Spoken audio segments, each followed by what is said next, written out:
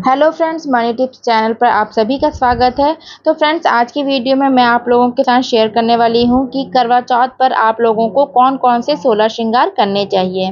तो चलिए शुरू करते हैं। तो ये हो गई शादी की चुनरी। तो ये मेरी शादी की चुनरी है। अगर आपके पास भी लहंगे की चुनरी है या फिर अलग से शादी की चुनरी है तो आप उस दिन ज़रूर ओढ़िए, ये बहुत ही ज़रूरी होता है।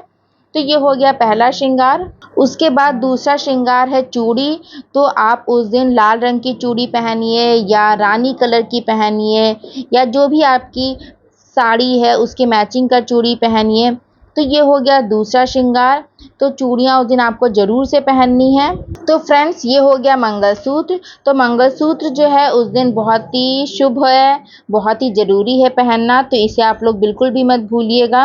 उसके बाद ये हो गया मेहंदी का कोन। तो मेहंदी का कोन भी बहुत ज़रूरी है, उस दिन आप लोग ज़रूर से मेहंदी लगाइए, बहुत ही शुभ होता है ये। उसके बाद ये है बिंदी। तो बिंदी भी बहुत ही ज़रूरी है, आप सभी लोग जानते हैं। वैसे तो आप लोग ये सारी चीज़ें जानते ही हैं, लेकिन फिर भी मैं आप लोगों के साथ शेयर कर दे रही हूँ कि मैं उस दिन कौन कौन से 16 श्रृंगार करने वाली हूँ। तो मैं ऐसी प्लेन सिंपल बिंदी यूज़ करती हूँ, आप लोग चाहें तो डिज़ाइनर बिंदी या स्टोन वाली बिंदी भी यूज़ कर सकते हैं। उसके बाद ये है गले का नेकलेस। अगर आपके पास गोल्ड का नेकलेस है तो आप लोग गोल्ड का भी पहन सकते हैं, आर्टिफिशियल है तो आर्टिफिशियल भी पहन सकते हैं। ऐसा कुछ ज़रूरी नहीं है कि आपको गोल्ड का ही पहनना है।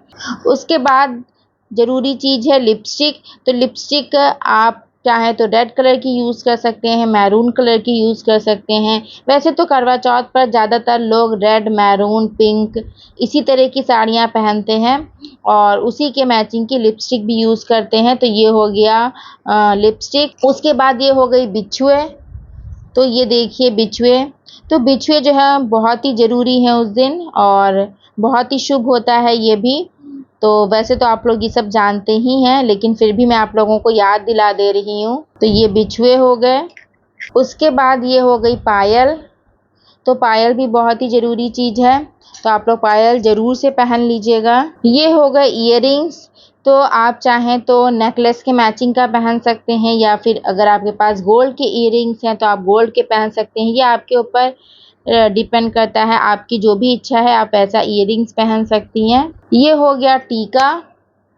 तो ये तो आर्टिफिशियल टीका है, अगर आपके पास गोल्ड का टीका है तो आप गोल्ड का पहन सकती हैं। सबसे ज़रूरी और इम्पॉर्टेंट चीज़ है आलता। तो उस दिन अपने पैरों में आलता ज़रूर से लगाइए, ये बहुत ही शुभ होता है, बहुत ही ज़रूरी होता है, तो इसको बिल्कुल भी मत भूलिएगा। और ये है नेल पॉलिश।